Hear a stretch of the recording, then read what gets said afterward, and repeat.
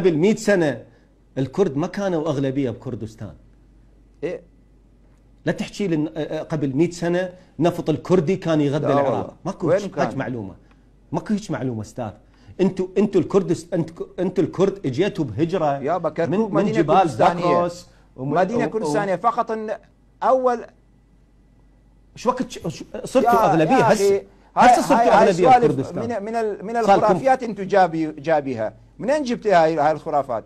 هذا كاتب كردي، هذا كاتب كردي يتحدث الكرد ان وجدوا في كردستان بالقرن التاسع عشر. كاتب كردي من عندكم يتحدث. ليش هي قلعة أربيل كردية؟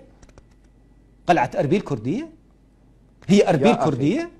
سليمانية كردية؟ الكرد الوثائق التي تثبت كردستانية كركوك وخانقين وكل المناطق لا تحكي لي عن كركوك التي تعرضت إلى لا احكي لي على أربيل العربي والى التغيير الديموغرافي. هي مناطق كردستانية. انا سؤالي يهدد اربيل، سؤالي يهدد اربيل ويهدد سليمانيه. اقول لك اربيل وسليمانيه مو كرديات. هسه نوب تريد كركوك كرديه، كركوك 100% مو كرديه. اقول لك اربيل مو كرديه، اربيل اشوريه اكديه. قلعه اربيل اشوريه يا اخي، والسليمانيه سواها سليمان باشا الوالي العثماني ببغداد. انتوا جيتوا صار لكم كم 200 سنه الكردستان تريدون دوله؟